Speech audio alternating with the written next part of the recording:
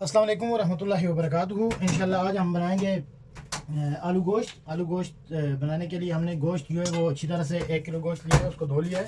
बिस्मिल्लाहिर्रहमानिर्रहीम।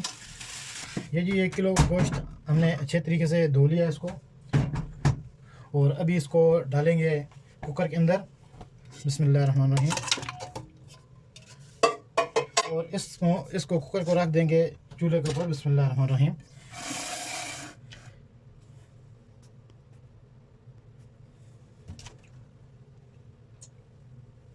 इसमें जी हम अभी मसाले ऐड करेंगे। इतने 2 तेज़ पत्ते हैं, 1 काला नींबू है, और काली मिर्च, और लौंग 3-4, और ये गरम मसाला जो है ये हमने एक मशीन के साथ ग्राइंड किया हुआ है। इसमें भी ऐड करेंगे पानी 2 कप, 2 से 3 कप।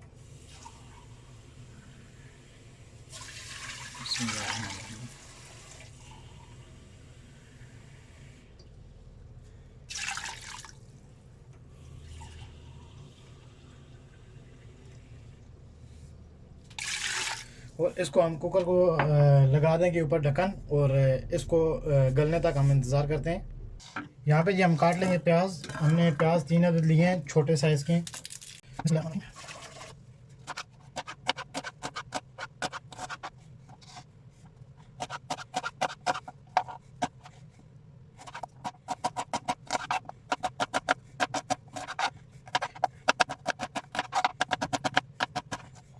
ये जी हमने 3 प्याज काट लिए हैं, छोटे साइज़ के थे।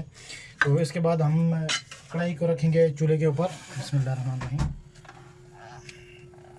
हमारा मकसद सिर्फ सरसों का ऑयल बनाने का है, और जो हमारे परदेसी भाई नए आते हैं तो उनके लिए हम ये रेसिपी बनाते हैं, ताकि उनको भी पता चल जाए कि किस तरह बनाई जाती है और कौन सी चीज़ यहाँ पे इस्तेमाल करनी चाहिए। लिहाजा यहाँ पे जो है देसी चीज़ें इस्तेमाल किया करें तो बेहतर है, क्योंकि यहाँ पे खुश्की जो है बहुत ज़्यादा है। ये ऑयल गर्म होने तक हम इंतज़ार करते हैं। यहाँ पे जी हमारा ऑयल गर्म होना शुरू हो गया। अभी इसमें ऐड करेंगे प्याज।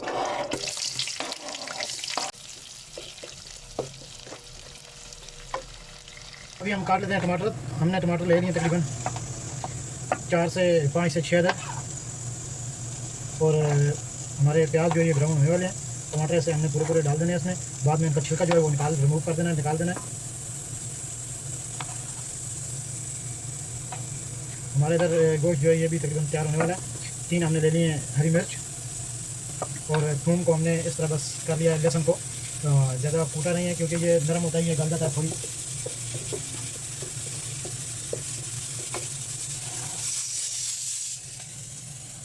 यहाँ पे जी अल्हम्दुलिल्लाह हमारे जो प्याज हैं ये ब्राउन होना शुरू हो गए हैं। इसमें भी हम ऐड कर देंगे लहसुन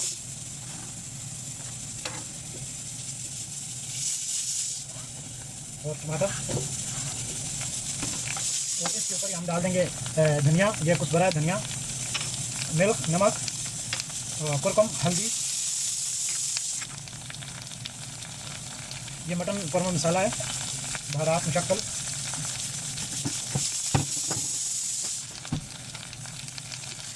रखे टमाट और थूम, अलहम रखे बहुत अफो। इसके ऊपर 5 मिनट के लिए ढक्कन रखेंगे, ताकि टमाटर जो है ये गल जाए हमारे।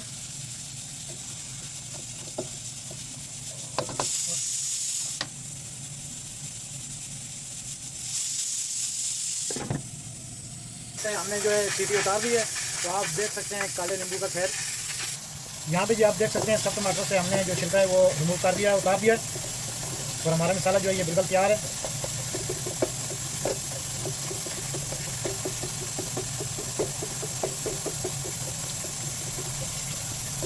हम इसमें भी ऐड कर देंगे आलू।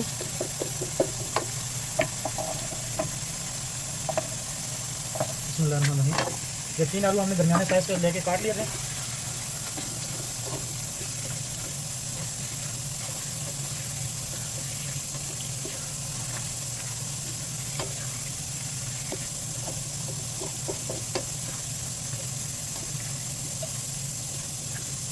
आलूओं को अच्छी तरह हम भूनेंगे अभी मसाले के अंदर, ताकि मसाला अच्छी तरह आलूओं के अंदर जज्ब हो जाए।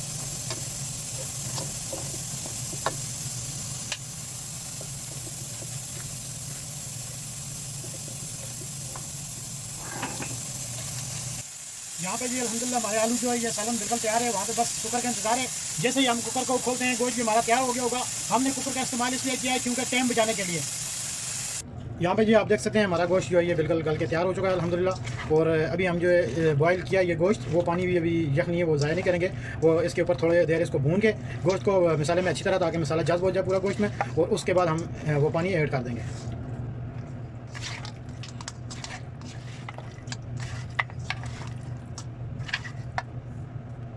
ये जी माशाल्लाह अल्हम्दुलिल्लाह हमारा जो गोश्त है ये तैयार हो चुका है। और अभी इसके ऊपर हरी मिर्च हमने काट के रखी हुई थी, ये डाल देते हैं। और अल्हम्दुलिल्लाह बहुत ही कम वक्त में बना है, जिस तरह कि हमने जो इस्तेमाल किया है कुकर का किया है। और कुकर के इस्तेमाल से मैंने एक और चीज़ देखी है कि इसके ऊपर गोश्त के ऊपर जितना कचरा वगैरह होता है ना वो निकल जाता है।